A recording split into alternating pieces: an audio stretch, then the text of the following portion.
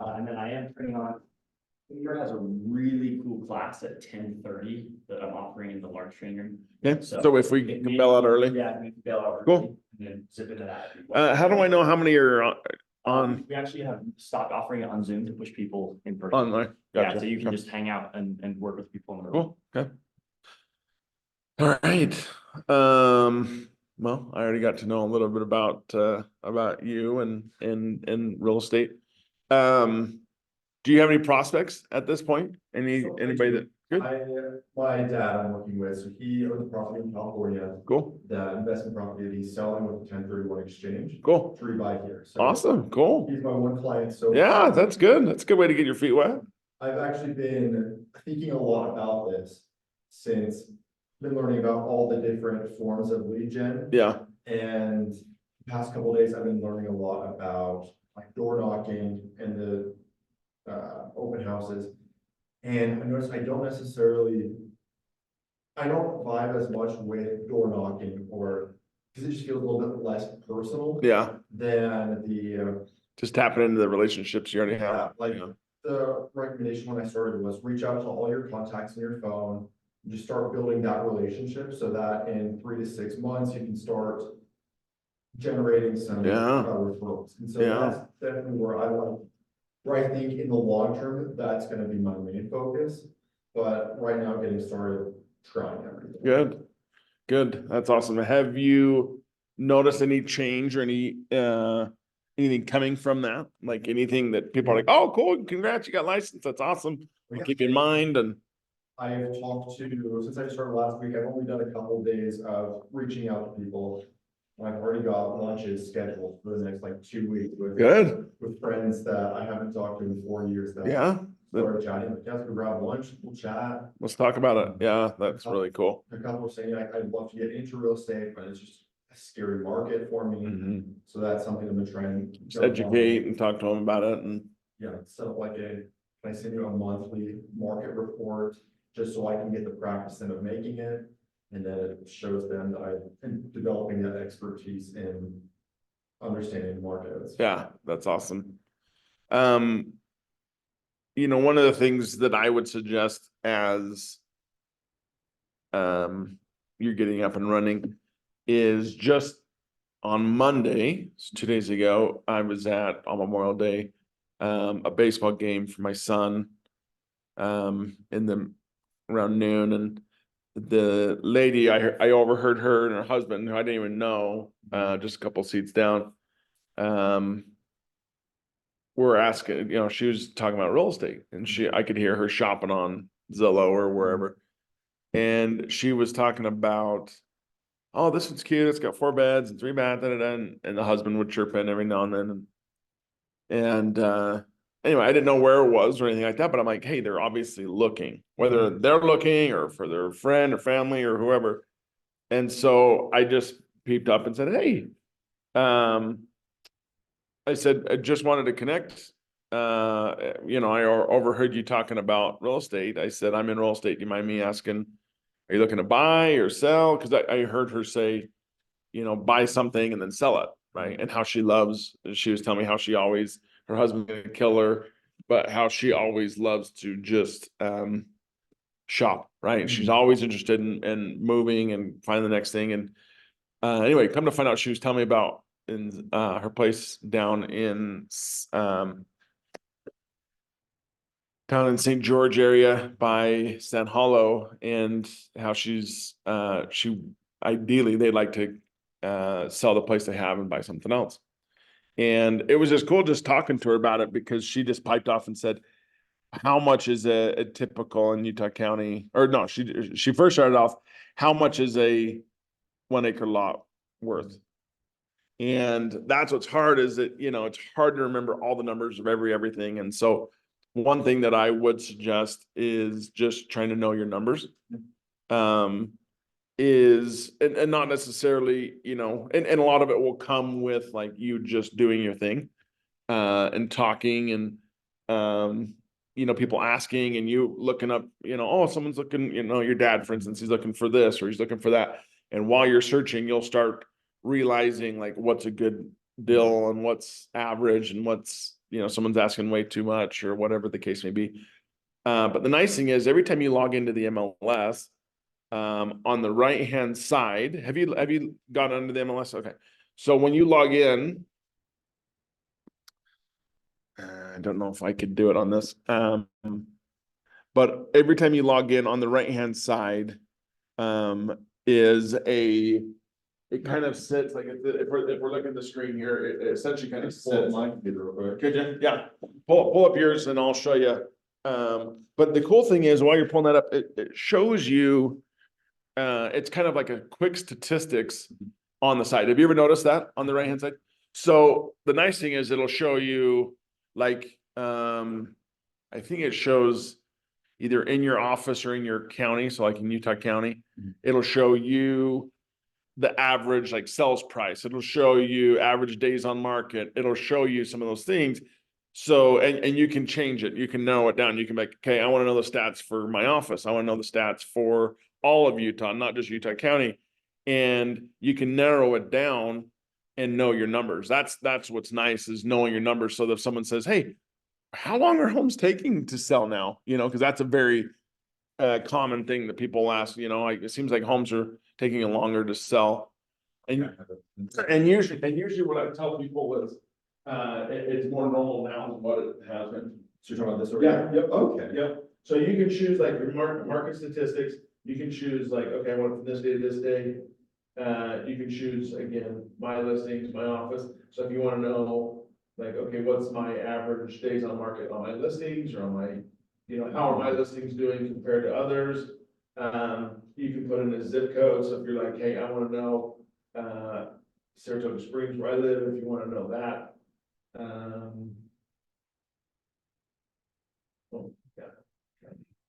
So right now, before I refresh it, it's at 47 days on market is the average. Out in Saratoga Springs, it's less at 38 days. Okay. Average sold price versus list price, you can see that someone lists it for 529, and most of the time it sells a little bit less than asking price. Yeah. And how many sales have sold, in the last, I don't know how far back it goes on. Oh, there you go, last month. So 117 sales have happened in Saratoga last month. Same thing if you want to do like Draper, 84020, watch the value is gonna go a lot higher. Because Draper is just expensive, right?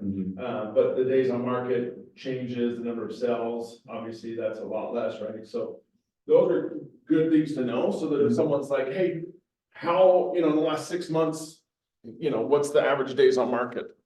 Knowing your numbers is very helpful, so that when people do ask you those questions out of the blue, you at least have something that you're tethered to help you answer the questions, if that makes sense. So a little bit easier that way. So just real quick. Yeah. So if you were to say like the most important, say 5 metrics, like days on market, sale price, would number of sales be? Yeah, I think that's pretty important, because I think people want to know, like, if you've got, someone that's like, our property's even moving in Orem, you can pull it up and say, yeah, in the last month or last 3 months, there's been 312 sales or whatever it is, right? So that way, and not that, and a lot of the time when people are asking you these, you'll be on the phone, right? And you can look it up right then and there, or you can say, one thing I would suggest though, is when people are asking you a question, this is, in my experience, this is one of those areas that you don't want to fake it until you make it. Be honest with people, be genuine with people, let people know, I actually don't know the answer to that. Last I looked, or last I heard, it was blank. Let me find out, what that answer is, and I'll get back to you. Or if you're on the phone with them, I don't know, let me hurry and look it up. Or last time I heard it was this, let me see what it is now. Does that make sense? Yeah. So that way, if someone's like, well, how many homes have sold? And you saw that you can do county. And so if you're like in all of Utah County, the average days on market is 55. That is actually higher than what it was last month. Last month it was 50 days on market. Now it's 55. So that tells me homes are sitting just another 5 days longer, another week longer. than what they normally would. And that's important when you go to like list a property, because you'll have buyer or sellers that are like, well, how long are we planning on this taking for us to sell the house? Because they need to know what their plans are, right? Working with an investor like your dad, that's very helpful because it's very open-ended typically in terms of like, there's no like hard, well, so have you learned about 1031s and how they work yet? Yes. Okay, so you know that there are dates involved, but it's a lot more flexible most of the time than what a person's deadlines are, right? Because typically a person's deadlines are, I'm getting married in a month. I'm graduating in a month, so we need to sell the house. We got a job in Texas or wherever, and so we need to have the home sold by August 1st, and we need to be in our new house by August 15th. And so now you're like, crap, now I know my deadlines. And that'll help you when you go to build your ideas to them. You'll be ready to go. You'll say, hey, look, your home, and I used to be an appraiser, to kind of give you a little bit of background on myself. That's how I got started in real estate. My dad was owned a residential appraising company. Are you familiar with the loan process and when someone goes to buy a house? So let's say that you want to go buy a house, okay? Your clients will call you. Let's say that you're the realtor. Your clients will call you and say, hey, how do I get approved for a house? Typically, hey, what's up? How are you? Doing well. Sorry. Good. No, you're good. I'm Tanen. I'm Brian. Nice to meet you. I'm the Ignite instructor today. So welcome. Glad to be here. So we were just talking about knowing your numbers, right? And how I explained to him that on Monday I had a lady that lives down, has a house here, but also they have a house in Payson, but they also have a second home down by San Hollow in St. George. And I just kind of I don't know who she was. Her and her husband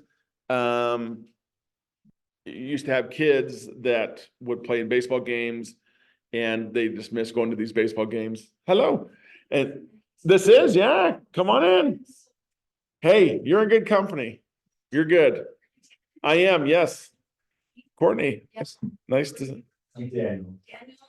Right. You guys. Welcome. I just started telling a story that I was telling him. So I was just explaining that I met overheard at my son's baseball game on Memorial Day.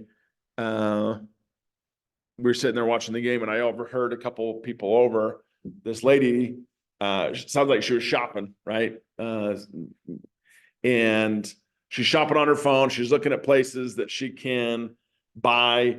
And obviously, now that you guys are in real estate, your ears will perk up and you'll be like, it's weird. Anything that's like, oh, I wonder how the Johnsons are selling their house, or I wonder so-and-so's looking at move or buy or whatever. And all of a sudden your subconscious is going to be tapped into whatever's happening. And it's really kind of funny. And so I just brought up to her, I just said, hey, I noticed you're talking about real estate. I'm in real estate. Where are you looking? And she said, oh, we actually have a home. My husband's going to kill me if I keep looking, but I'm always on the move. Essentially, I always want to find something new. Right. And the husband you could see him just kind of rolling his eyes like, oh yeah, but what are you going to do? And so, I had chatted with them and I just said, tell me about what you're looking for and what you're doing. And, I guess they have a home in Payson, that they live in half the year, and the other half of the year they have a home down by Santa Clara, St. George area. Yeah. Yep. And talking to them about it. And anyway, I was just explaining to Daniel about knowing your numbers. Right. And, I was showing him, do you guys have access to the MLS? Yes. Okay. So on the right-hand side, I don't have the login credentials for this, but once you log into the MLS, and you're on the main page or the main search page, on the right-hand side, towards the top, it'll say like markets statistics. I think mine's still pulled up. Is yours still pulled up? Yeah. Yeah, you might open it up in here and I'll walk around and show it to them. There you go. Thank you. So on the MLS, so right here. See how it says market statistics? Okay, yeah. So on here, you can change the date time frame that you're looking.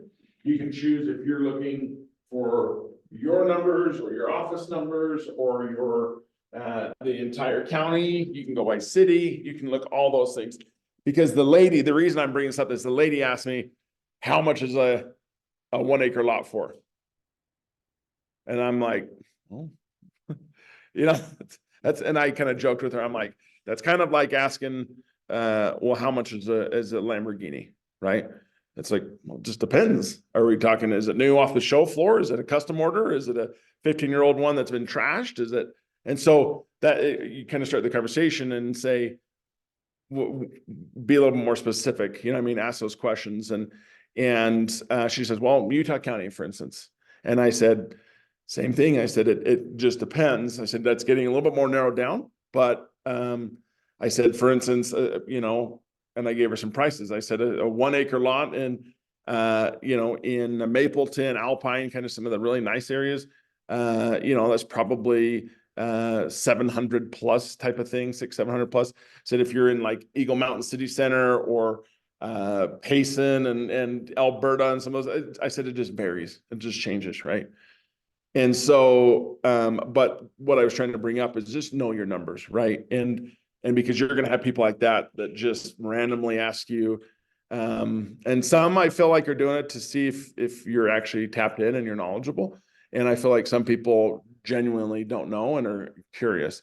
And so I kind of explained to her, I said, well, the rule of thumb used to be 3 times the price.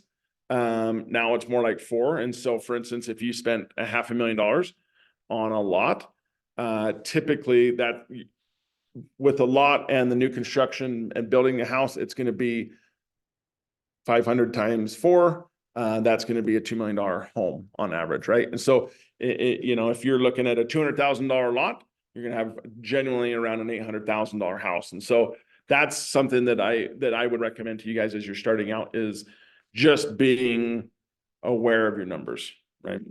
So shoot. 2 million including the lot? It is. Yep. That's all in. Yep. So that's 500,000 for the lot and then 1.5 for the home. Obviously same thing that can widely vary if, you know, you have a guy that's building it by himself. One thing that I thought was hilarious is that I helped a client, I think it was in 2019. It was right before COVID. They were moving from Tooele, Stansbury Park area, wanted to be somewhere closer to his work here in Linden. And so we were looking all over and we found him a home in Saratoga Springs.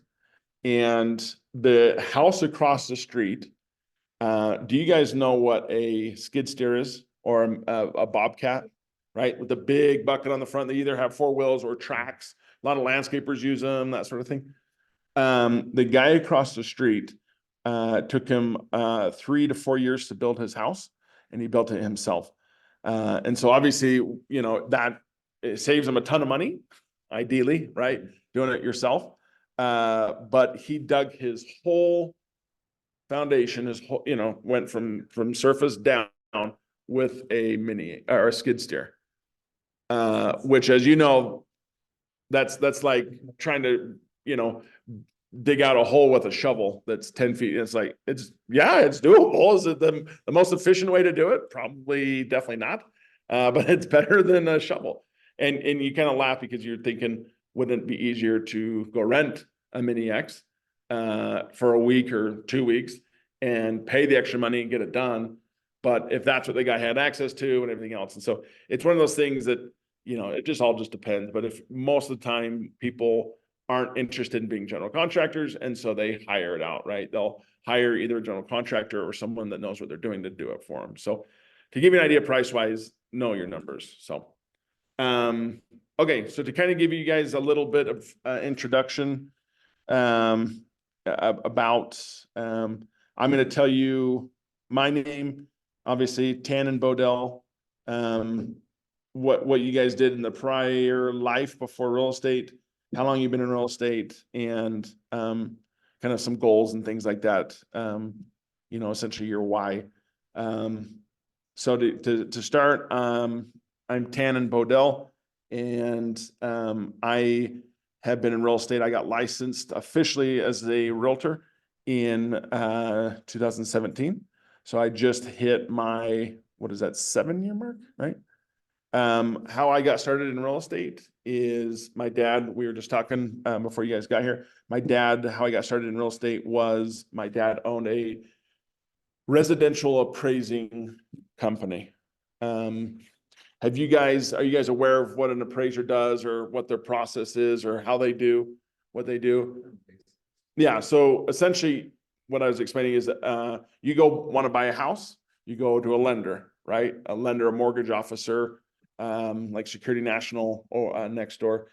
They will gather like your client's bank statements, your pay stubs, your W-2s, usually a verification of employment, or a VOE for short. They want to make sure that whoever they're lending the money to can actually pay it back. Very, very basic stuff, right? The lender wants to know, hey, if I'm going to pay you $600,000 and lend you that money for this house, is that house worth at least what we're going to lend you for, or more? And so that's where the lender will hire an appraiser as an independent third party to come in and give evaluation of the home. Does that make sense? And so that's very basic, high level of what an appraiser does. So when I was in high school, I'm like, man, I and I only did a few snippets with my dad, a few cool things. Like, do you guys remember the One Call That's All guy? It used to be, so it was Craig Swap, who does it now, but his business partner, Barton, something like that was his last name. He was their, as I understand it, their real estate firm is, or not real estate firm, sorry, their law firm is who created that slogan. And this one particular, Keith Barton, I think was his name, kind of took it and ran with it to get more clients. And this law firm ended up suing him, trying to say that they're the ones who created that One Call That's All. But anyway, so even at a young age, my dad had these building plans, because a lot of time before a lender will actually give the borrower money, they'll want to show us the plans of the home. What are you wanting to do, right? And this guy was wanting to do like a bowling alley. He had a separate, and it's up in Alpine Highland area. And he wanted to do, and it was like on like 5 acres or 10 acres or 20 acres, something crazy. He wanted to do and we had the floor plans. He wanted to do I would say like a detached shop garage, but it was more like an indoor zoo. Because the guy was just making millions of dollars a year, had crazy amounts of money, had like 15 bathrooms in this house, something crazy. And so he wanted to have like a zebra and peacocks and yes, yep. And so as this was happening, and I think this is in like late elementary, middle school, I was just like, what? Like, this is crazy. Who has like exotic animals at their house, right? And so that was kind of one of the sparks for me that I got to see in real estate is, you get to see so many cool things. And so as I went through school, my dad had me start doing very basic things with appraisals, just little, stepping stones, so to speak. And that's how I found my love for appraising and real estate, and did that through high school. And I started in college, started doing that full time, got licensed as a trainee for appraisers. Not that this is super informational, but more instructional for you guys, is when you have an appraiser that comes out, there's 3 levels of education with appraisers. There's appraiser trainee that you have to be licensed for. So you can't just have some random person showing up and appraising your house. Kind of like us, they have to get vetted from the Division of Real Estate, Utah Department of Commerce, the whole bit, they get vetted, and you have to get licensed. After that, then you become a licensed appraiser. That's what a bulk of what you'll see on your appraisers. Above that is a certified appraiser, meaning, and every level you go up, you have to have a certain amount of appraisals you've done, kind of like a journeyman and that sort of thing with electrical or plumbing. It just, they just don't want to throw someone in that's brand new and say, okay, appraise this $3 million house. And they're just like, I don't know what I'm doing. And so typically it's a time thing, being in the business, it's a amount of education from doing appraisals thing. And so it usually takes a little bit of time. And so I had gotten licensed and I was in the process, I've gotten licensed as an appraiser trainee. And then I was on my way of becoming licensed and about 2 or 3 months away. So I was almost virtually there. Once you're licensed, then you can essentially take off the training wheels. You still have someone that oversees you on $1 million plus properties. But so for me, I was in that category. I thought I was going to do this. And then 2008, 2009 happened, 2007. And I got out of real estate entirely. That I don't know if you guys know or not, but educational background. For the sake of appraisers, imagine you guys have, a doctor you guys go to, right? Your family doctor, an OB, whatever the case is, you have your people that you go and see. And they know your family history, they know your history, they know all about you. And then the real estate crash happened, and someone's brilliant idea was, you know what? I don't like the relationship that appraisers have with the lenders. And so instead of you having a direct relationship with your appraiser, or in this instance, a doctor, we're going to put all of the appraisers on a wheel of fortune. And whoever it spins on, that's who your appraiser is going to be. And so all the good appraisers who know what they're doing, who have the knowledge, have the understanding and the scope of work and know all that, have the relationships, they went from having all of the appraisals they could do. For instance, we had every Ivory Homes home, number one builder in Utah. We had their, as an appraising company, we did every appraisal of theirs along the Wasatch Front. A lot of Wells Fargo accounts, just tons of big accounts. And then one of the changes to help combat that was this whole Wheel of Fortune thing, right? So all the crappy appraisers who didn't have any good business, now we're getting more business than they ever have. All the good appraisers got less. And so for me, real estate was just one of those things that was wild. It still is that way. This is more educational for you guys to have some background. It's called an appraisal management company, or an AMC for short. And the whole idea is to create a intermediary, a buffer between lender and appraiser, right? That way they don't like them talking to each other, because in their opinion, that was one of the issues, and it was, but it wasn't just appraisers and lenders. For instance, how it happened, a lot of lenders would come in and say, hey, Mr. or Mrs. Appraiser, I need this to appraise for $750. And they would go in and they'd mess with the numbers and make it look like it was $750, even if it was only worth $700. In order to get the deal done, they fudged the numbers and inflated it a little bit to make it look like that. So the idea is that to help combat that was to create a division, a barrier, so to speak. And so for me, it was just time for me to get out of real estate. I loved real estate. Like I said, you get to see the coolest houses and ideas ever. The hard part was for me is that when I'd go out and actually inspect the homes, is that a lot of people were already gone, right? Because we did our inspections usually in the morning from like 9 to noon. And then you go back to your office or your home office and work up the report. The problem is that when you go to people's houses, 9 to noon, people are at work, or they're at school, or they work the graveyard, and so they're asleep. And so you go to these houses and it's vacant most of the time. And then you go back and it was kind of like solitary confinement, where you didn't get to interact with people too much. And so when the opportunity came back to get back into real estate, I jumped back in.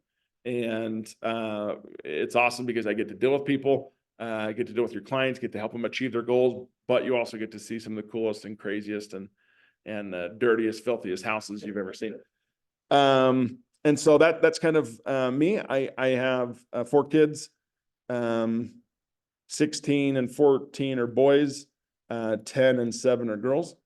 And my wife and I live in Saratoga Springs, and I love real estate. So that's why I do what I do, is for my family. That's my big why. Yeah. So anyway, who wants to go? Anybody? Okay. You have to remind me what the topics were. So yeah, I took 10 years to decide. So name, background, how long you been in real estate, and why? Yeah. So I'm Daniel Parker. I've been in real estate for just over a week. Thank you. I got my license not this past Friday, but the one before.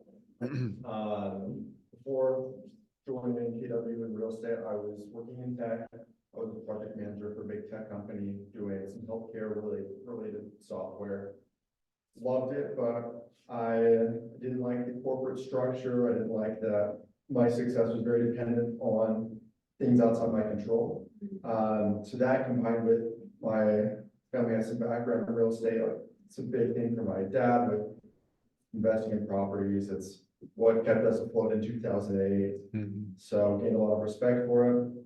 And I've always had an interest in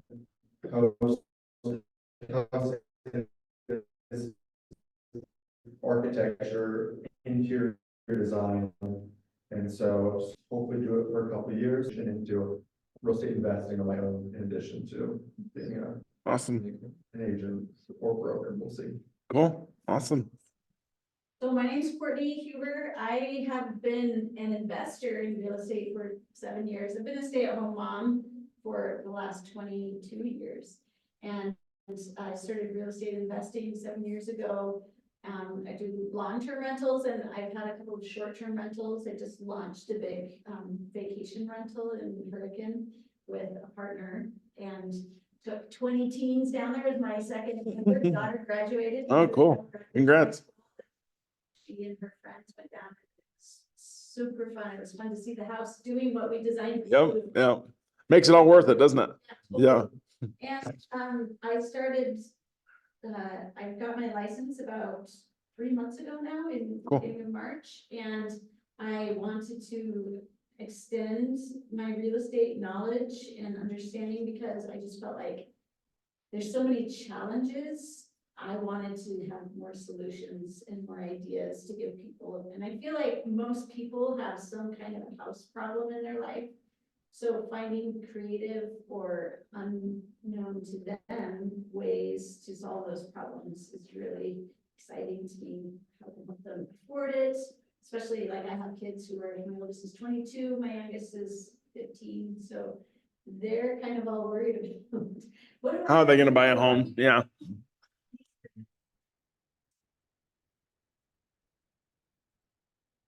Ways to help them, just talking about it with them.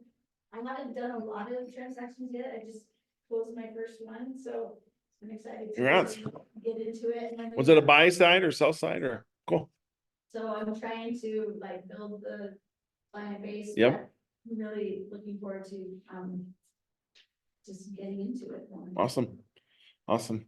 And your big why is obviously just to keep growing your portfolio and keep learning and And help your kids and grandkids and. great if I could get one of them with me. Mhm. But Do any of them have any interest in it so I far? think my youngest, we'll see. Okay. But I think some of them are interested in investing Good. more than like selling, but that's great. I mean, it's such a good foundation. Yep. That's awesome. Okay. Thank you for sharing. Brian Cox, I've had my license for about a year. I started off with real and just about a month ago felt like I hadn't really gotten training that I was hoping to get. And all of my mentors and the people that I really looked up to that I had been working with through real got their start here. And so I was like, you know what? Get some education, yeah. And figure out where I Cool, can get awesome. things that I can get. And so I also work as a school teacher. Cool. I'm a junior high school special education teacher. And What middle school? over here at Lake Ridge Okay. Middle School. Yeah. And so, yeah, just trying to see if I can make this be my main thing. I want to be able to move forward, invest, and Yeah. make my money work for me. Awesome. Instead of me working for my money. Yeah. We have you met Taylor Frampton? I don't Is say that- that. So he's on the Red Sign team. He used to have his own team and then joined their team. He used to be a teacher as well. And did it for a number of 2 or 3 years, something like that. And then his income was sufficient where he could no longer teach. And he's a natural educator by choice, just that's his kind of his God-given talent. But I think he realized, like, I can still teach people, I can still talk to people and help people, but in all reality, it's been able to help him where it wouldn't work for me and my family. But every 2 years he's bought a new property and keeps moving. Which I'm like, that is so cool. If I could go back, maybe, I'd do that, but it's hard because you want to build, relationships and roots in the community. And so it's hard to, once you start building friends and that, to do it. But that's awesome. So have you done any transactions in your year? Not yet. Okay. Well, Well, that was the thing, like, I had a couple really close things and I just realized that I just don't have little tiny fine tunings that like. make a difference. Yeah. Yeah. So are you guys all solo? Like, are you guys on a team or are you guys all solo? Solo. Okay. So when you guys joined Keller Williams, did they have you start with somebody that kind of helps you, that's your mentor and that?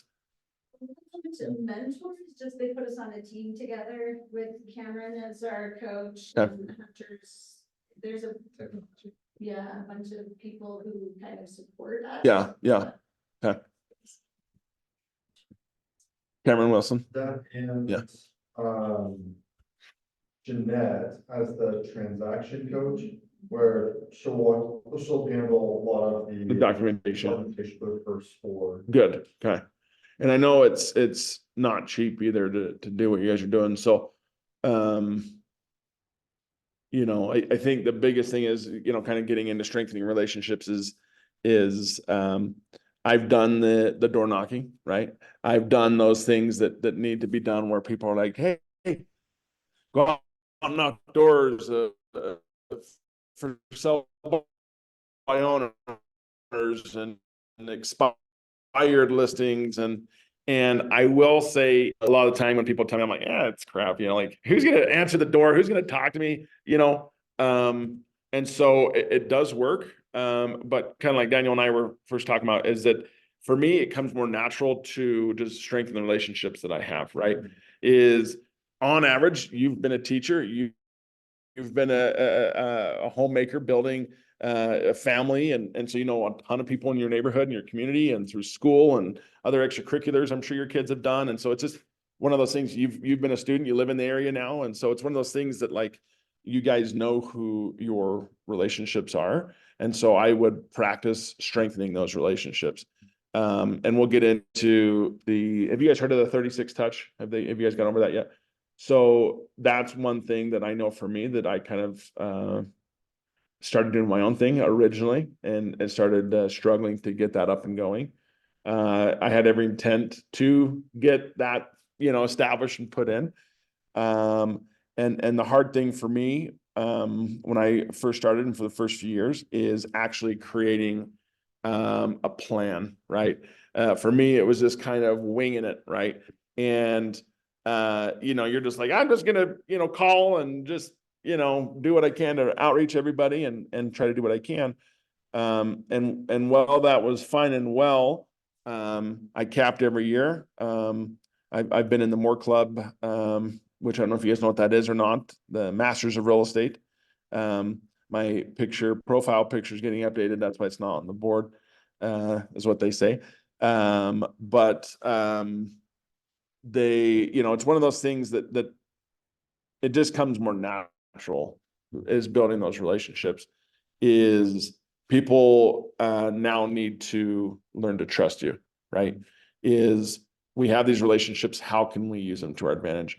And that's part of what strengthening relationships is all about, is just learning that you can be trusted and that you're the source for these contacts that you have. And so if you're really that hungry and you really want to get business, which I did at first and I still do, door knocking is definitely doable. pulling up, and we can talk about this if you want after, but learning for sell by owners, expireds, that sort of thing is definitely one thing that was mind boggling to me is the amount of agents that I heard from clients that the homes that I went and knocked where they're like, they'd always tell me it was always one or two answers, but one of the main ones was, we just never heard from our realtor.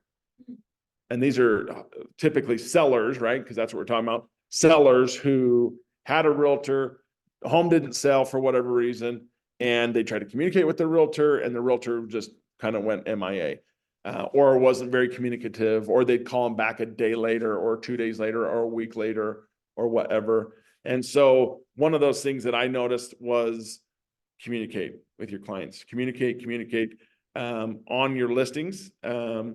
You know, if it's not someone that is, or if they are a friend or family member, or just someone that you have a relationship with, just communicate with them once a week, that sort of thing. Just let them know, hey, just so you know, in the last week, we've had this many showings. We've had this. People love communication. A matter of fact, one thing I would recommend is over communicate everything. I've yet to have a client tell me, okay, quit calling. You're calling me too much, right? People love to know, how many showings have I had this week on my listings? What is the feedback I'm getting, right? And so if you can start doing these little things, then your clients will actually start speaking your language, and they'll actually start telling other family and friends and other relationships that you have how good you were to work with. They were very communicative. They always informed me of what was happening. They always told me when they were doing an open house. They always told me when this was happening. Be overindulgent when it comes to just communicating. Okay. Any questions so far? Nothing yet? Okay. So kind of going over this, it looks like this is where you guys are in the Ignite. This is session 12, strengthening relationships, lead follow-up. How many of you guys have a or are building your 36 touch at this point? Do you guys have one yet? Not yet. You're working on it. So, one of the things that Hunter always told me was, first step before you get into 36 touch is get all of your contacts into command. That's step one. Includes their names, their phone numbers, their email address. Another good way that I found to get birthdays is to look into Facebook. In their about section, usually will have their month and the day that they were born. Doesn't show the year. Doesn't really matter how old they are, but that's a good way to implement that. Once you start getting those basic things, then your what's called your health score on your lead contacts will improve. And the higher the score is, the more the idea is the more you'll actually get them to communicate with you. For instance, if you have this, we have this cool system that, and I actually get, have you guys met Johnny yet? Heard about, watched his videos. Yeah, so Johnny, so I don't know how or why, but I'm on his, I get it every other week. It's an email and it's a market report. And it shows my neighborhood. And so you can actually build market reports and it does it for you, which is so cool. It's very leveraged, very hands-off. Up front, it does take a little bit of setting up, but that's what Hunter's for, right? That's what we're paying him for, is for him to help us get that up and running. And that's one thing that I would suggest is during your 36 touch, that is one way, and we'll talk about it here in a second, but that's one of the things that you can do. Very hands-off. If your client's like, hey, I want to know in my neighborhood, everyone wants to know, hey, how much did the house go up for sale? Not everybody has, the ability every night to look up the MLS or look up Zillow or that sort of thing. And so whatever you can do to provide value to your clients, that's what people like. Is it just a silly email that's like, hey, I'm in real estate. Hey, I'm in real estate. Hey, don't forget I'm in real estate. People get so annoyed and so bored of that. And so this is just something in that 36 touch that you can put together that actually brings value that your clients will appreciate. And so going through today's agenda, establishing the mindset. I thought this is a good quote from Gary Keller. Know that growth comes from clarity So in terms of you got your 36 touch, I know what I'm doing. I'm going to be reaching out to my clients. Priorities and focused action. Again, know that growth comes from clarity, priorities, and focused action. What do you guys think in there where he talks about priorities? What does that mean to you guys? It's, if you know that you're trying to get to a certain point, you've gotta be reaching out to those people, on a certain basis. Tanen put it to me this way, like if your goal is something like, say, 6 to 10 transactions, you need to have double that in appointments. And so you have to be able to say, okay, how do I get those, 12 to 20 appointments that I know that I'm gonna be able to? Then go into that mode of being able to move forward. Yeah. It's kind of like knowing your, I don't know what you call it, your different numbers of what's the over under of what needs to happen to Yep. get to it. Yep. Very good. And anyone else have anything about priorities? Yeah, go ahead. It's something that I've been thinking a lot about recently because, I mean, it's a completely new field, new everything. Yep. So my initial reaction is I just want to learn as much as I can. I want to spend 10 hours a day watching videos from the YouTube, talking to everyone. And while that's good, I need to start talking to clients. I need to start building my business. And so realizing that the most important thing, well, learning is good. I can only do that for so long. I need to specifically have time for the most important thing, which is Taking building action. my future. Yeah. Yep. And priorities and focus action to me seem very hand in hand because are you making your 36 touch and communicating with your clients? Are you making that a priority? Right. Is every day I would challenge you guys to try to time block, even if it's an hour, right? If you can do more, that's fantastic. But if you can do an hour a day and go through, hello, welcome, have a seat. No, you're good. You're good. I'm Tanen. I'm the instructor. What's your name? Sarah. Sarah. Nice to meet you. We're just kind of getting into this about strengthening relationships is what today's course is on. One thing that I was explaining is priorities and focus action to me seems very hand in hand. Do what you can to time block an hour a day to build your SOI, to build your 36 touch. If you can do that, then I would also time block another hour of your day and actually communicating and calling your clients, communicating with your SOI. You know, Daniel, you're new, calling all of them like you've been doing. Hey, just got into real estate. Let's go do lunch. Hey, I just got in real estate. How are things going? Spending time to do that will only benefit you. Go ahead. That first hour, that's just like updating command. Yep. So that's what I would do. I'd spend an hour a day building your 36 touch. If you guys don't have your 36 touch yet, I would do what you can to make it a priority and make it focused action where you guys are actually spending time building your 36 touch. The idea of the 36 touch is that once it's built, it should be very turnkey and hands off, right? Is you're leveraging your time. You know, being at Keller Williams is not a cheap place to be. It's very expensive, but it also for the education, for the tools, because outside of Keller Williams, there's not a lot of brokerages that have built in your systems, right? To build your 36 touch. And so that's one thing I would do is spend time every day building your 36 touch, making sure it's implemented, putting in name, phone number, address, or email address. And the idea is that after you're done, it's less time that you have to spend doing that.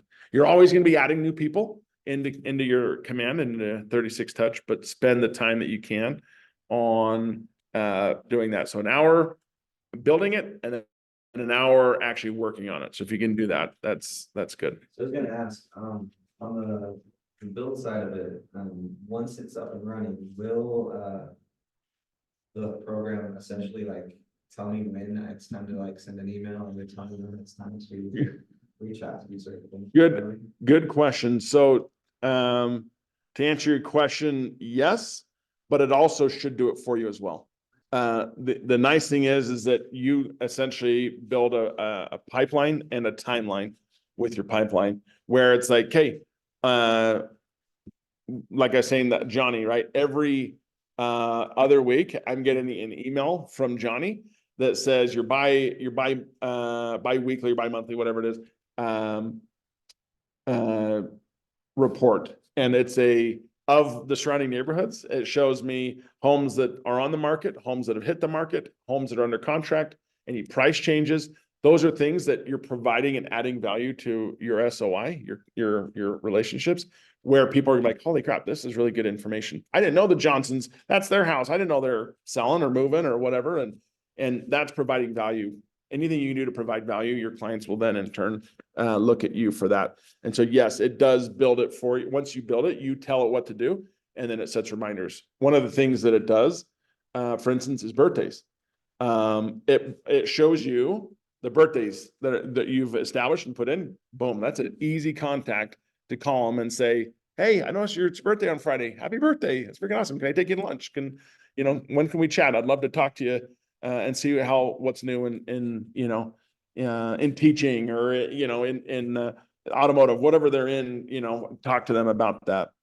And so that's kind of the idea is the 36 touch is that it leverages your time, but it's still communicating with your clients on the side so that you don't have to spend as much time. Because once you have your SOI, you're going to have like your top clients and your top family and friends, but it's everybody else that you want to get into your corral, so to speak. Okay. Does anybody know the difference of leads versus contacts? These are people you haven't talked to yet. Okay. But you, like, get their name or their information, but you haven't had a conversation. Okay. Very good. Yep. Okay. Do you guys agree with that? Leads versus contacts. Okay. You got a lead from your dad, right? That's a good lead. Does anybody have any leads right now that they have? Yes, you've got one. You've got one. Okay. Houses, I get leads. Yeah, perfect. Yep. And so now it's how do we turn them into contacts? How do we convert them? And not that you're trying to baptize them, but you're just trying to convert them in the sense of like, let me be your go-to, right? Let me be your point of contact when it comes to real estate. And so when you get them, make sure to put them in your 36 touch, because now you're providing value. They're getting and it could be the areas they're looking for. It could be the areas that they live in now when it sends those, bi-weekly marketing reports about homes for sale. So we get the lead, put it in your database. It takes it from a lead to a contact at that point. How do we strengthen that contact? How do we strengthen those relationships? I'm here. Well, what do you think? How would you strengthen a relationship? I mean, How would you like it if it was you? How would you want someone to do it with you? Be able to like connect with me and like share and know that they were there not just for the sale. Yep, right? You yep. want them to matter to the person. And then from that, to be able to have that level of trust that it turns into something where you're like, yeah, of course I'm gonna use Brian. Yep, yep. The big one that's happened to me a few times now is where people are like, you're awesome, but we've got this other guy and I know that when I give them a referral, they're gonna do X, Y, or Z. And I'm like, right. It's always tough to hear, right? It's always hard. Okay. In a meeting yesterday, Shoni was talking about, an example he gave was treating your relationships like a bank, where you always have to put trust in with the person and show them that you care about them. Yep. Before you can expect them to care about you and your business. Yep. And I look at it like it's no different than any other relationship that I have, right? Is how would I want to be treated, right? Do I want someone to come and hey, I got your pest control. Hey, I got you. If they're your neighbor or friend, I would relationship. And then when it comes to, oh, I need someone or someone I know needs someone that's in pest control, then you refer them at that point, right? That to me seems so much more authentic and genuine, very grassroots. And it's definitely a slower start, but it's a more authentic approach. And so you kind of got to ask yourself, do I want people to look at me like I'm authentic, very, you know, I'm going to come from a place of contribution first. You know, I think I heard a saying from Zig Ziglar that says the fastest way to get what you want is to help everyone else get what they want first. And so whatever you can do to help other people, and then they're gonna be like, oh, real estate, Brian, that's my go-to, right? And so when you get these leads, you know, yes, if they're ready to go full throttle and you know, you met them in an open house, they want to buy it, then great, go as fast as they want to go. One thing that I learned that I think is good to talk to people about once you get them as a lead is when you call them, just say, look, I want my motivation to match yours. I want to go as fast as you want to go. And because you don't want them to be like, hey, I want to go out and see homes. And you're like, let me send you some emails. Let me put you in my touch campaign. And, you know, you're going too slow, man. I need to go faster. We got to find a home in 3 months, you know, and vice versa. You don't want to be shoving them into a home if they're just gradually browsing and they've got a year or two time. And so what can you do to make sure your motivation is matching theirs is just ask that. And I've even straight up asked my clients, if you know, hey, just calling on this, and they'll give you a rebuttal, then you say, perfect. I just want my motivation to make sure it's matching yours. Okay. Any questions so far? Nothing yet? Can I ask you a question? Please. Walk through, like, can I give you an example? Yeah, please. So this morning, I was talking to a neighbor who said, oh, the Heckworths they're looking for a house, they have to be out because the owner's coming back. And I don't know the Heckworths very well, they live a few streets away from me. I don't have their contact information. And I didn't like say, oh, do you have their number? I should have asked my neighbor who was telling me about this, but I didn't. So now, how do we go from this point of like, these people could be looking, I don't know, they may already have an agent. Should I just go knock on their door? Should I could like in the color splash, take a flyer and say, hey, I heard you guys are looking. Mm-hmm. There's a couple of things I want to talk to you about.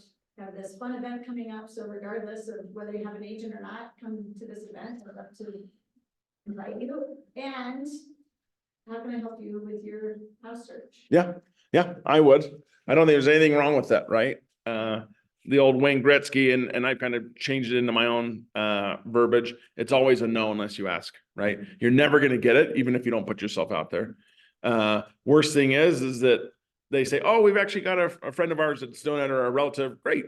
Just wanted to let you know, I noticed you're leaving the community. I'm putting on an event for our neighbors and friends. Just wanted to, because that might be the tipping point where they're like, holy crap, she's not going to benefit from us. We already told her we're going to use someone else, and she still invited us.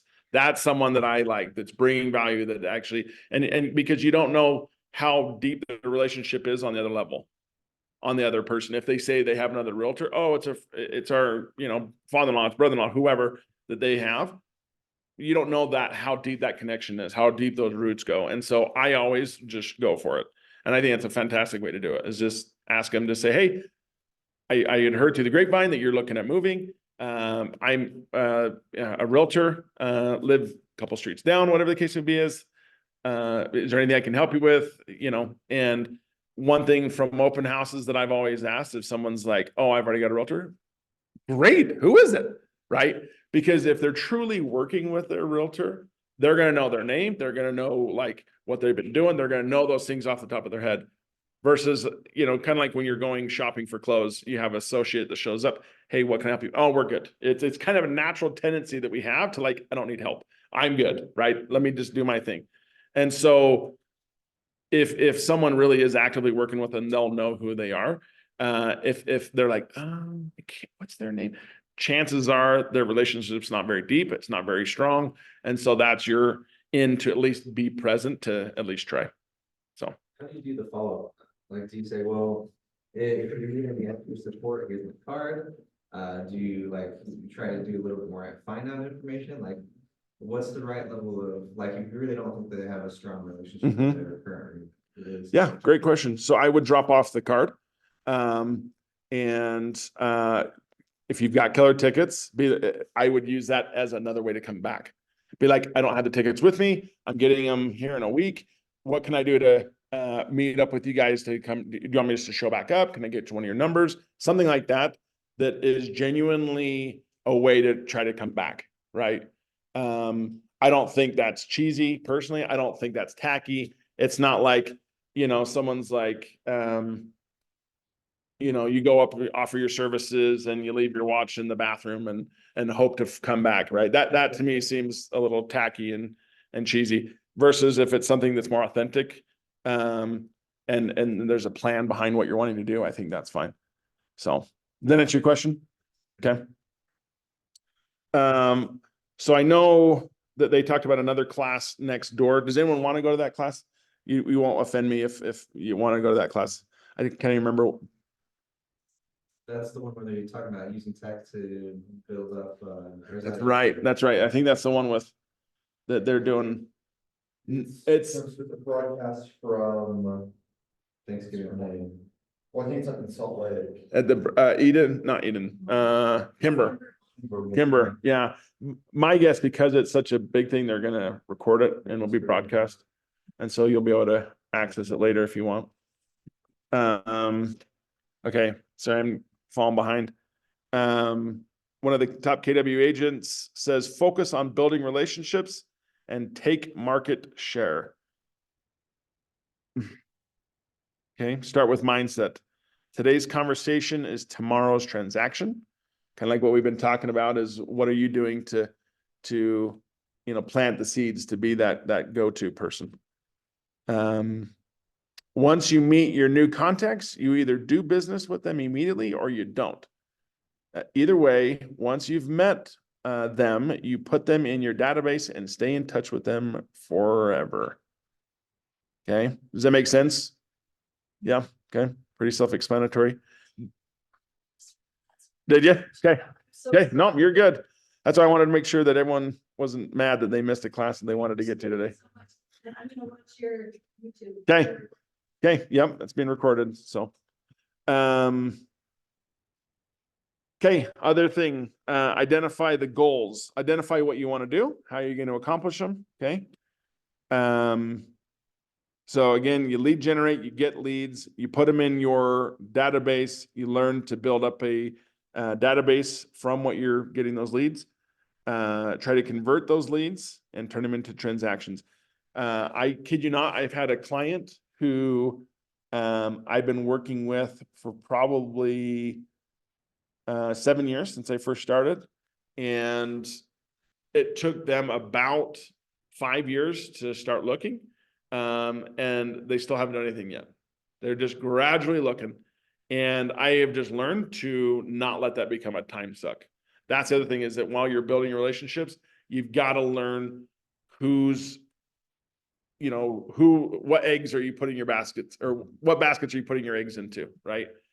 That is something that you'll find people that will just suck every bit of time you have out of you. And so to find a balance is important, right?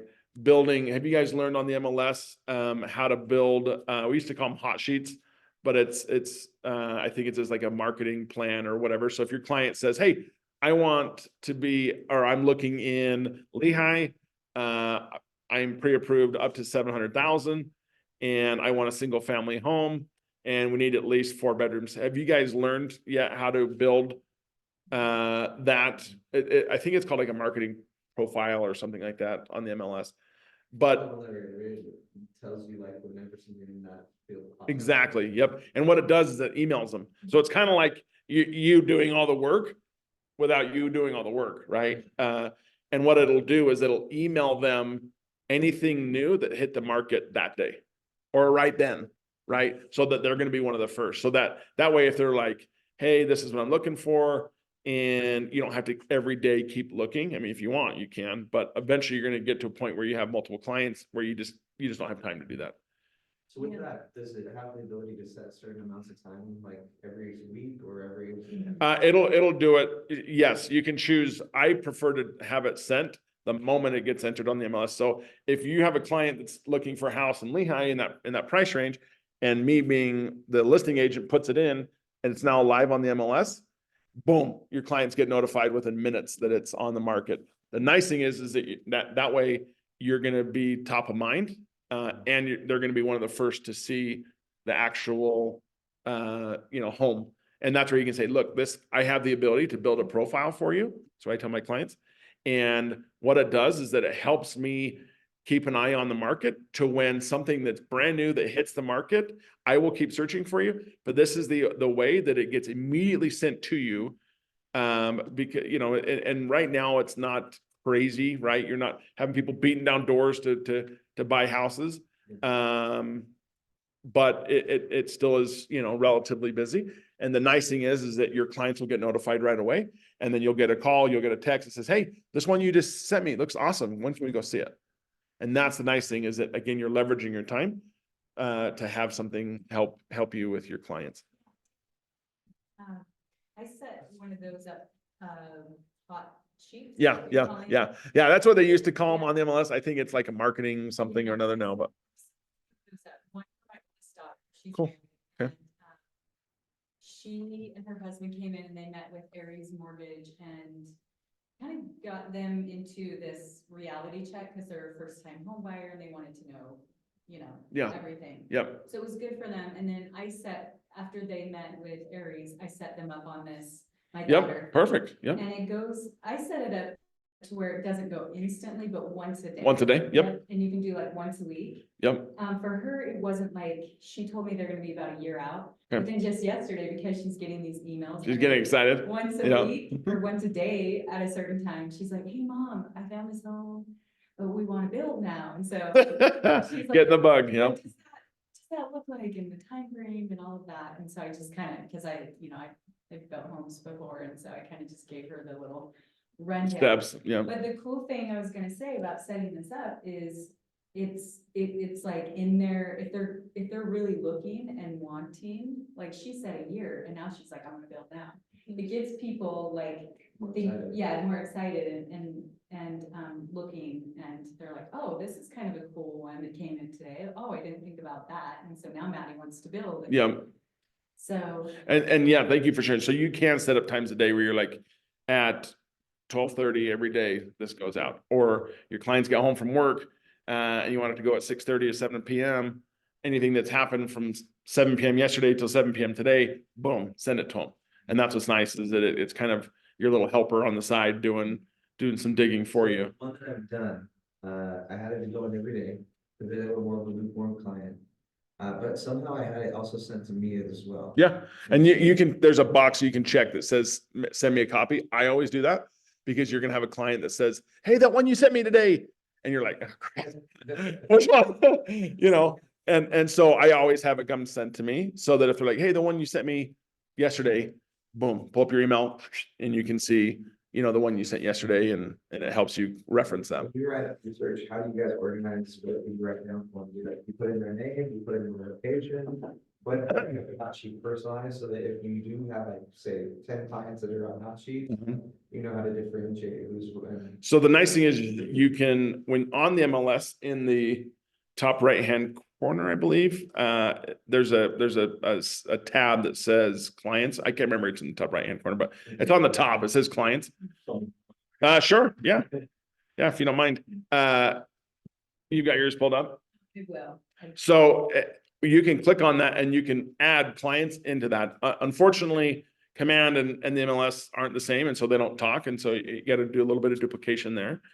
But if it's like, hey, John Smith is looking at buying this property, or he's looking at this area, you just go in and add him. John Smith, you put in his name, you put in his phone number, and you can have it, you have like a title of the email that you want it to go out. So for instance, if I have clients that are looking in Lehigh, it'll say, the subject of the email says new Lehigh home, or new Lehigh home, something like that. And then in the body of the paragraph of the email that goes out, I'll just say, hey, John, this home just hit the market in the last 24 hours. Let me know if you'd like to go take a look, period. And then your name and your phone number. That way it looks like, it's going to be the same thing over and over. And so don't make it be like, hope you had a good weekend, or hopefully you had a good trip, something that timestamps it. You don't want to do that, but something that's open-ended, that's, yeah, very generic. And if you want to go in and change it every month, feel free to do that. But it's hard to remember to do that as one more thing to do. But yeah, those are good questions. Any other questions about that As so far? far as lead follow-up and generation, at what point is it important to sit down and do buyer broker? If I'm doing it from now. Yeah, good question. So I know Dean is very, and with the lawsuits that have happened. So do you guys know much about the lawsuits and what's happened? And some states, the state that this lawsuit has happened, they didn't make it mandatory to have a buyer broker agreement in place. And so that's where some of the lawsuit has happened, is that they're like, wait, I pay you how much? How much do I pay? Why am I paying you? And so, but in Utah, we've had that in for years, right? Utah's done a really good job of being very transparent, very clear with our clients. Is look, in Utah, the sellers have paid for me to help you, to be in your corner, to help you see through this transaction. And I charge typically 3%. That's what a lot of homes offer. It's up to you if they're only offering 2.5, it's up to you. I always will fight for 3. So if I just closed on a transaction last week, they were offering 2.5, and it's always no unless you ask. And so part of our offer, and be just transparent with your clients. They know what you're charging, and you just be confident with what you do, and just say, hey, they're only offering 2.5. Are you okay with our offer if I ask for another 0.5%? Some buyers, some of your clients will say, no, I don't like that. And they'll say, I'll just pay the other 0.5%. I don't like hitting my clients up on the side for that. To me, that seems a little tacky. And it seems like you're money hungry, right? Like they said, don't have commission breath. Because then it comes across as that, that you're, but also it's a fine line of knowing what you're worth and knowing your confidence level of like, no, this is what I charge. I would like the sellers to pay for it. If you're not comfortable with that, or if they say no, then I'm okay to take the 2.5%. I don't think there's anything wrong with going for that, because it's always going to be no unless you ask, right?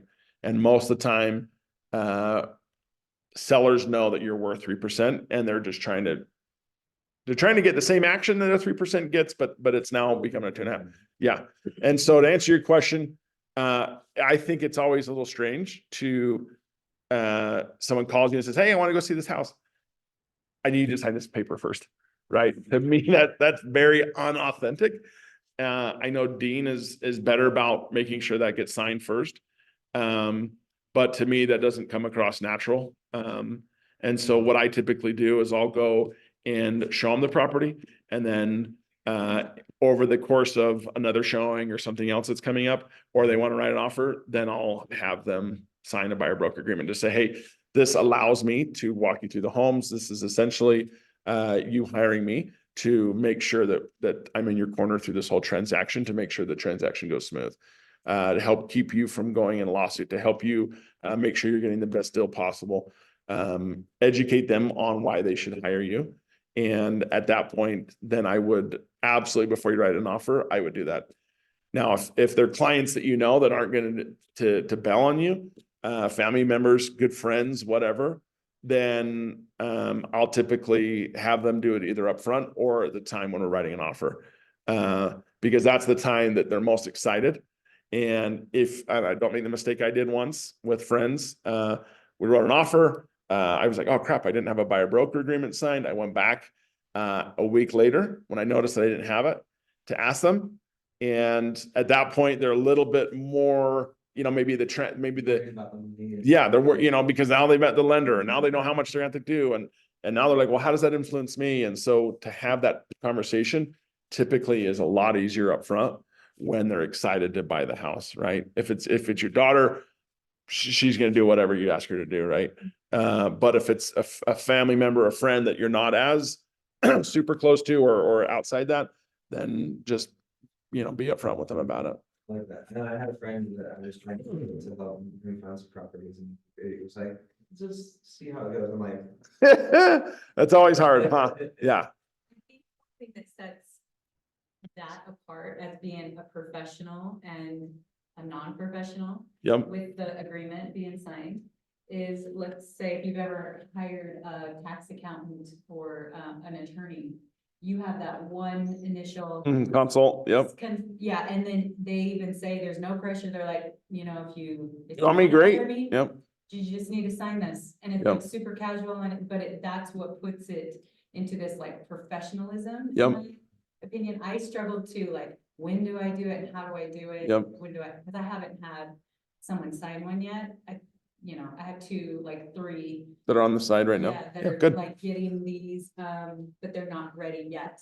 The one lady is like building her credit. Good. In the meantime, but I just kind of had to wrap my head around it and yeah, just say that's what sets us aside as like professionalism, like having that professionalism in real estate is having them sign that, and anyone who has done business, in this, with a professional has to sign it. Yep. So, yeah, and that took me a while, even though I had been an appraiser and had real estate experience, I knew like values, and it took me a minute to learn that and so if you don't have that confidence yet, that's okay. That will come, right?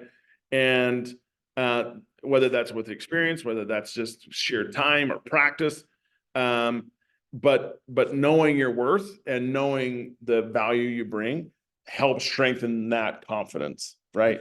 And the more you know your numbers, the more you actually have the relationships, the more you're just, it's very matter of fact, like she said. I think that's a very good way to put it is so what it is. You go to McDonald's to order some food. That's what it is. It's what, if you want my help, if you want this burger, this is what it's going to cost. And not as good of an analogy as an attorney, but knowing your worth and knowing how you can help people is very helpful and very beneficial when it comes to having them sign. I love that's brilliant, because you're like, hey, I'd love to come talk to you, see what your goals are. Here's what I'm seeing you want to do, here's what I can offer you. If you'd like me to be able to be in your corner and do this for you, these are the skills, this is what Keller brings with them Yeah. to help you. I just need to know if you're ready to sign this agreement. Yeah. And be okay if they're not okay to move forward, right? Don't keep pressuring them and hammering, and because that's where the cream will rise to the crop, in my opinion, where don't be a used car salesman, right? I think one of my first things was when I went to go ask how much a Jeep was years ago, and my wife and I first married. I said, hey, how much is this Jeep Wrangler or a Grand Cherokee? And he's like, well, how much do you want your payment to be? And I'm like, that's not what I asked. What I want to know is how much is the stupid car?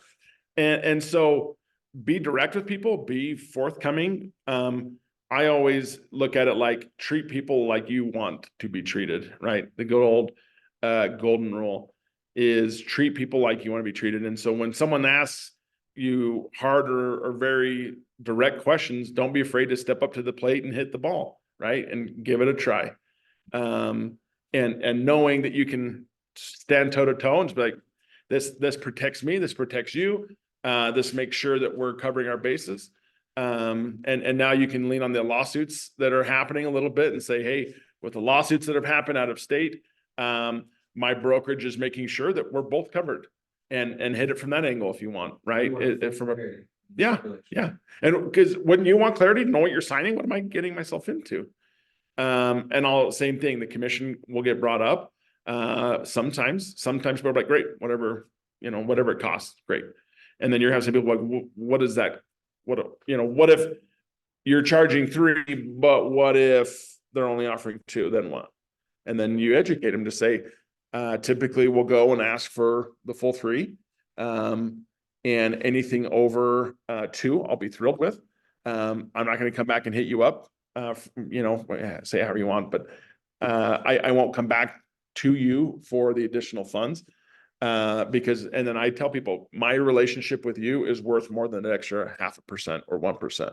I want you to be happy, where you'll come back to me, you'll refer me clients, and just tell them, like, I want you to be happy. I want you to be thrilled with this experience and not feel dissatisfied when you make this happen. Quick question Yeah. on that. So I had a buyer broker conversation about that, and they actually pushed back on putting the 3% because, and I said exactly how you said. If it's any more, like, if the BAC is not 3%, I'm not gonna ask for any more. And they said, I know you won't. But your brokerage might, because they don't have the relationship with my Mhm. brokerage, they just have a relationship with me. Sure. And so how would you handle that, where the document, it protects us? But in that sense, it doesn't actually protect the client Right. because they're still on the hook for. That's a 3%. good, that's a good question. And that's where, for me, in those conversations that I've had, clients ask that, I just say, I have complete autonomy to charge what I want to charge. And I set the standard. So if I'm like, hey, I'll do everything at 1%, my brokerage is okay with that. We're independent contractors. We can charge what we want to charge. And then same thing, just, and I go back to my brokerage is just, that's why I'm with Keller Williams. That's why I love being in business with them is I'm my own boss. I set my own standard. And if I'm willing to take less, so is my brokerage. And just clarify, right? And just let them know. And if they keep harping on it, then just be like, great. Just like, here's a cancellation agreement. I will leave this with you. If you're dissatisfied at any time, you can sign it. And then this will let you out of everything, right? Be willing to walk away. But most of the time, people are willing to pay you what you're worth. And yeah, that's a great Is question. there trouble in adding verbiage of saying that it could be a spectrum up to 3%? No.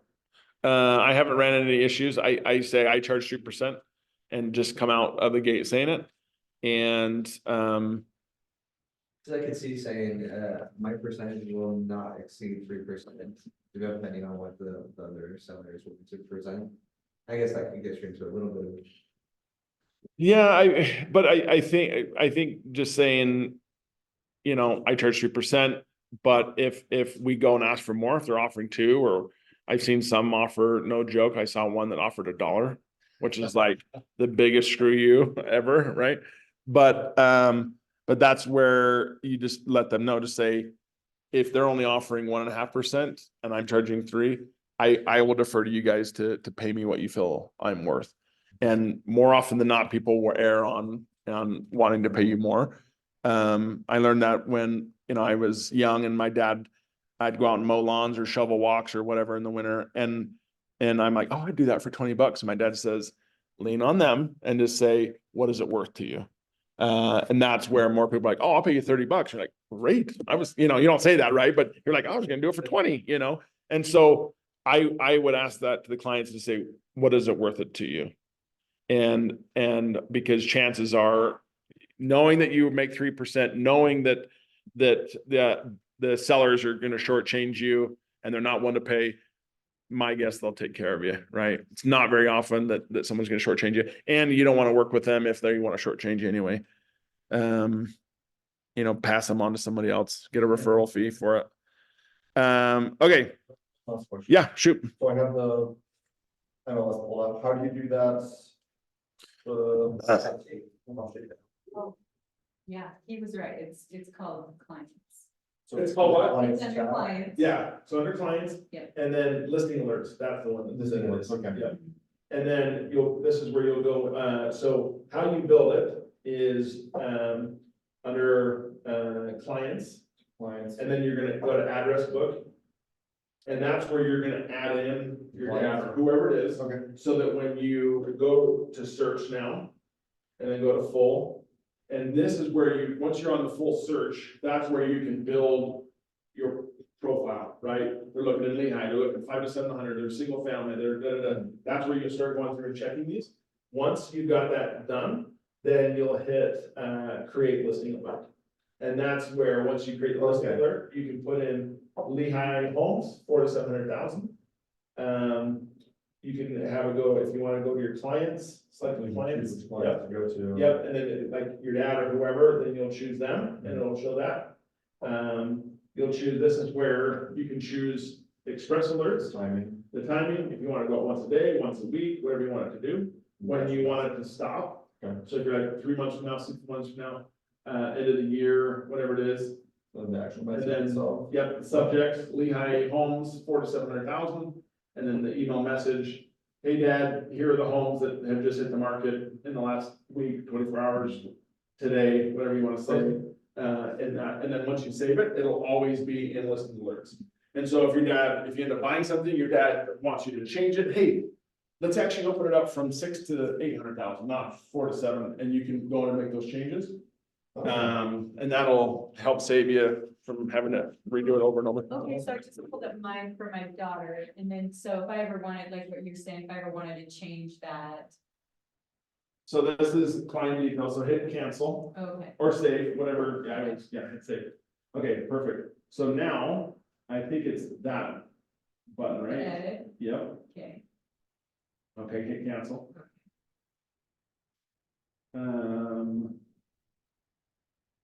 You click on that. View, okay. Edit. Edit, oh. Try editing. Oh, No, same it's still the same thing. Same div, huh? It is the same. They changed it. Okay. So, yeah, I was Oh, you're an wondering- address book, that's fine. Okay, so go to clients listing alerts. Okay, There you go. Now this is their listing alert. Now click on that edit button, okay. then go to edit criteria. And that's where it brings you back to this, so that if they're like, hey, I actually want to look 250 to 350 or whatever, that's where you can make those changes. And then hit, when you're done, you hit save, and it'll save their new listing alerts in that way. That's good to know. So, because you'll have clients all the time, they're like, you know what, we're actually not interested in Ramblers, we want a 2-story. Yeah. Or vice versa, we only want 1 level living, that's where you can go in and make those changes and help kind of make it easy on yourselves. Okay, hopefully some of this has been beneficial today. Okay, good, because I know some of it, I ramble a lot, and so I apologize. One thing I wanted to share, which I thought was super cool, is back to your relationships with your clients. This shows, based on studies, that sellers interview one agent, 75% or 74%. Buyers only interview one agent. That tells me that out of 4 people, 3 of the 4 only hire the first person. What are you doing to be that first person? Right? Again, coming back to contribution, being that friend, being that neighbor, being that teacher, being that, whatever it is, putting yourself in a position to just be top of mind. So when someone's like, hey, I'm looking at selling my house. Hey, I'm looking at buying. I actually know Brian does that. That's great. Daniel does that. Whatever it is, be that top of mind, be that conversation for everybody. And then obviously 2 agents, again, back to her neighbor analogy. Oh, I have, my sister-in-law that's helping us sell the house or buy a house or whatever. Great. I'd love to be another source. If you have other questions, I don't want to step on toes, but I'm happy to help. That's usually what I say when someone says they have another agent. Those are those little verbiages that I haven't had. I've had it at least 3 times now where they're like, oh, we already know somebody. Yeah. And so that's my go-to. I learned that. I learned it in an open house class. Is awesome. Great. Who are you working with? Make it a positive thing, right? Because if you're like, who are you working with? They're going to be like, dude, you're a creeper, right? Why? I don't know. I need to tell you this. But if you make it like, oh, cool. Who are you working with? Maybe I know him. That's the angle that I try to come from is just who are you working with? And a lot of the time, they're not working with someone or they can't, they're like, oh, what's their name? And then okay, it's not that authentic or it's not fresh. And so that might be your in. But sometimes they're like, oh, I'm working with Hunter at Keller Williams. Great. Hunter's a great guy. He'll take great care of you. I'm very confident in his abilities. You're building him up, right? Hunter to look like a stud. And you're making him look well known. And if they're like, oh, I'm working with Shane from EXP, great. I don't know Shane, but I'm sure he's doing great for you. If you have any additional questions or want another 3rd set of eyes to look at anything, here's my information. I'd love to be that additional source. And that has actually been fruitful where people are like, hey, that person is not licensed anymore. Hey, that person's moved. Hey, that person's not taking on any clients. Hey, that person's, too busy right now. Whatever it is, just be that genuine third party for them. Okay, we've talked about converting contacts to close business, remaining top of mind. Again, remaining top of mind is that 36 touch, in my opinion. That's because you can't keep calling the same person every day or once a week. That's so hard to do. And so if you can have little feelers out there, touching with your contacts, staying in touch with all of them. Oh, I forgot they're in real estate. Okay, yep. Something to help remind them. Leverage mind share for referral business. And I think we're at the end. Because now we're to the ahas. Do you guys have any ahas at this point? I think there's a little bit more, but does anyone have any ahas? Because I know aren't you guys usually done at 11:15, 11:30? 11:15, 11:30, okay. I mean, the big thing for me is just get out there and start talking to people and building these relationships. I've got a ton of contacts. Yeah. Have you reached out to them to let them know you're in real estate? I have done some of the real Good. estate part of it, but not as much as I probably should have. Yep. And so now it's gonna be like, hey, I'm in real estate, and also, by the way, I've moved to Keller. I have a lot of out of state contacts, which I'm loving this too, because my site, I can say, we gotta figure out how to say it right, but I'm gonna be like, hey. Keller has the database for everybody's MLS. Mm-hmm. Please come to our website and take a look. Let's see if I can help you refer you to somebody. Yep. Very good. And that's the nice thing is being able to talk to people and letting them know about Keller's. If you're wanting to move to Georgia, I can get you in touch with someone that is a good realtor in Georgia. Let me get connected with them. Because again, you're coming from contribution. Anything you can do to come from, you're trying to help, you're trying to contribute in some facet. People love that, right? Think about anybody that you've worked with or been associated with over the years, and they're just a helpful person, right? They're just generally caring, they genuinely want to help. People love those people, right? They're problem solvers. They want to help people. And so do what you can to be that connecting piece for people. Okay. My friend, who is the most helpful friend, has been an agent for 25 years. Yeah. Yep. She's the reason why I got into real estate. Yeah. Like, and there's no agenda with Who her. is she? Ashley Peed. Okay. I don't know who she is, but I'm Yeah, sure she's great. been with is it Equity? Okay. No, maybe is Equity a small brokerage? They're actually one of the bigger brokerages that I think, because they have a per transaction for their cap and commission. I don't think you can get capped with Equity. And so if you do a lot of business, that's where Equity is kind of like for those that only do like a couple transactions a year, because it's super inexpensive, right? Hers is a But very small brokerage. Pretty She's small, stayed yeah. with him for years. She's probably just loyal to them, Very, you know? she's Yeah. she's very successful, and she just. Yeah, but that was your top of mind, right? Yeah. She's someone that is very helpful. And so if you can be that, like someone needs a plumber, someone needs an electrician, someone needs a roofer, someone needs a siding person, someone needs a landscaper, someone, whatever it is, get those contacts and be the plug-in for people. Real quick before we jet. So this is one of the things that they talked about with the 36 touch. Is having 4 touches equal, or 4 touches or quarterly, making those telephone calls, actually picking up the phone or texting, whatever's easier. Because I know that some of my clients, they're like, dude, just text me, right? And that happens, and that's okay. Whatever you can do, just be in contact with them. The 12 touches, the monthly newsletters, marketing report video, that's the one that I was telling you about that I get from Johnny. I'm in his database somehow. But that is a snapshot of homes that have listed or have had any price up increases or decreases, any under contracts in my neighborhood. Again, that's something of value, something that people appreciate to get. Even me in real estate, it's like, oh, cool. I didn't know that they had a price reduction. It's just good to know. And then, yeah.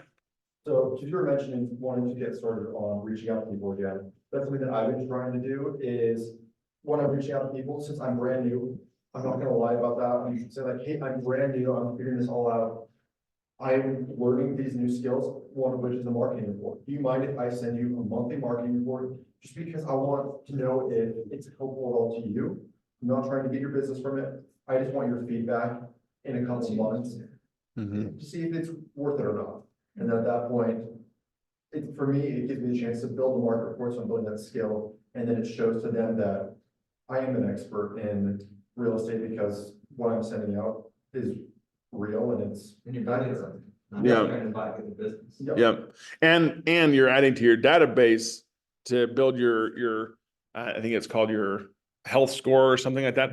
Because if you only have their cell phone number, now you're getting an email address to send them these emails, right? And so that'll help, again, another avenue to connect with them in the future. Well, one of the best things I heard, my son-in-law is like, you wouldn't believe this pitch. He's like, he's a PA. He's helping this person. They go, hey, are you in the market for a house? And he's like, no, not really right now. He's like, well, I'd love to get you on my database and send you like a newsletter that I do. And when the Yep. time comes so that you know what's going on out there. Yep. I was like, yeah, that's Yep. the most like relaxed approach. Yeah. that- Yeah, that- no pressure, just want to help add value. Yep. And in these 2 touches, Keller Splash is coming up, right? That's a fantastic way that Keller Williams is helping organize your events, and you just have to get the wristbands. You have to call your clients, get an RSVP list put together, know how many you're buying, and do it, right? Very turnkey. If not, then you're having to do a movie campaign and you're having to do all these things. And it's just not that it's not good or beneficial, because they are, but that's just another idea. And all of these, again, is part of your 36 touch as ways to connect with your people. Because if every time it's just an email, your clients aren't going to connect with you over email, right? But if you're calling them quarterly or texting them, if you're sending these emails of contribution of marketing or something of value, chat GBT, you can, hey, build a 1-page letter or email on the Utah real estate market and include statistics, and it starts building it. Boom, right? That's something that you can use, and Hunter can help you guys build and show you, so that all of that is turnkey for you. The idea with the touch and staying in touch with your clients is authentic, and the amount of time you're actually doing it. What can you do to leverage your time? But yet, again, have your feelers out there, touching and staying in touch with your clients.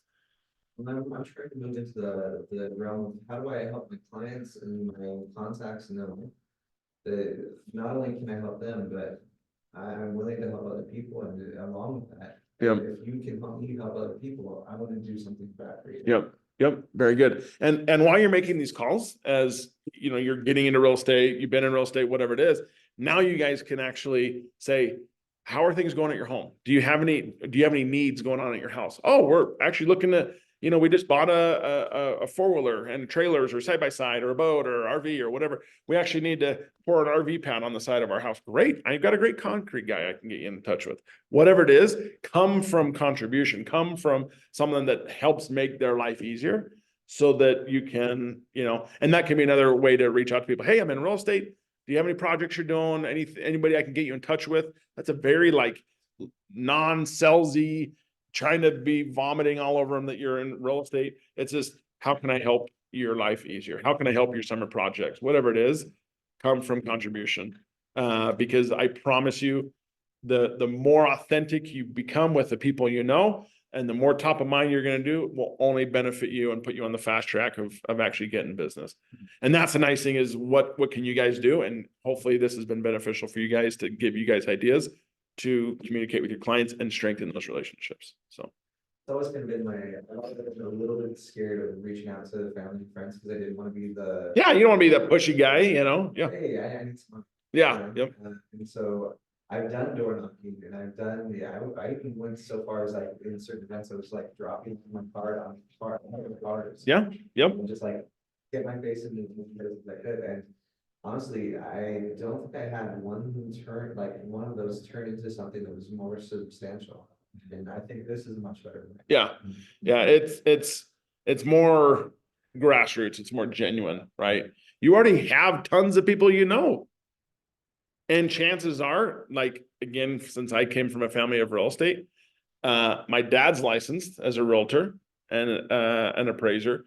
I've got my oldest sister got licensed. She's at Draper Middle School. Draper Park or whatever that the new middle school is there. She's, works in their attendance office or something. And so she's wanted to get licensed. So she got licensed a couple years ago. My next brother is an appraiser, not licensed. I got a builder that's a brother that's a builder, builds custom homes. My next brother is a realtor and an appraiser. My sister, there's 8 of us kids. My sister is an appraiser.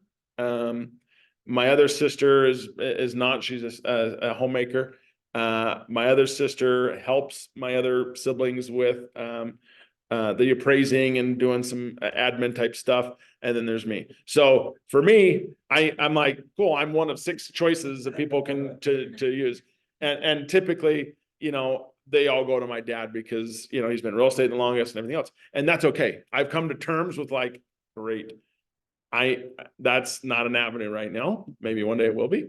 But I still have my in-law side. I still have friends. I still have my neighbors. I still have, you know, I coach in the community. And so it's one of those things that it's like, tap into those outlets. Don't just lean on all your family. And so if you don't have tons of family, great, talk to them, communicate with them.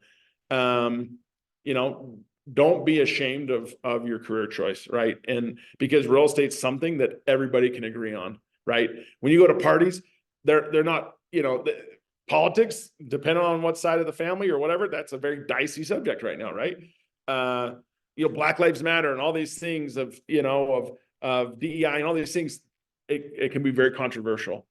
Versus real estate is something that everybody gets along with, right? Prices are crazy, interest rates, they aren't very good, but that's okay. And it's very, you know, there's no sides in real estate. And so that's the beauty of what we do is we get to help people. We get to build their portfolio, build their life, help them better their situation. And when you come from that of hoping and to build value and to help people, that comes across very authentic, and then they'll want to use you. Or if not, they'll want to say, hey, I'm looking at doing my RV pad. Who do you know, Ryan? Great, let me get you in touch with someone. And the brokerage, if you don't have anybody, the brokerage has like an approved vendor list, and that's what you can tap into as well, right? And so if you're like, hey, I need a plumber, I need an electrician, you can obviously reach out to me or any of the other agents. Hey, who do you know that's a handyman? Hey, who do you know that's a cleaner? Whatever, carpet clean, whatever it is, we have those contacts. And so be a source of solution for people to help them. So One other thing on that, when I'm talking to my family, I usually reach out to my cousins, aunts, and uncles, who I know have already bought property. Say, can I just ask you questions about your previous realtor? Like, I want to learn from their achievements in the estate, so I can do better. And that way, Yep. one, it gives them a chance to vent, which is always nice. Yeah, Vent, yeah. that experience is the best. And you know that you're not going to make the same mistakes that they've seen in the past. Yep. Yep, very true. Going along with what you were saying, the reason why I was late is because I was giving my 13-year-old a business pep talk. Oh, cool. Because he's a little hustler and people are calling him like crazy, like he bought his dream lawnmower. Cool, good for by him. Flipping a dirt bike and earning enough money to buy his dream lawnmower. Good for him. And he's hustling, but he's getting a little bit to the point where it's like, it's gonna be on my terms. And I sat down with him and I went in his room, said, hey, we need to Wake up call, yeah. people are calling you like this. And when people are ready to go, like in the business world where you are providing a service and you're strictly commissioned, because that's my job. Yep, yep. I said, when someone wants you to mow their lawn, you don't say.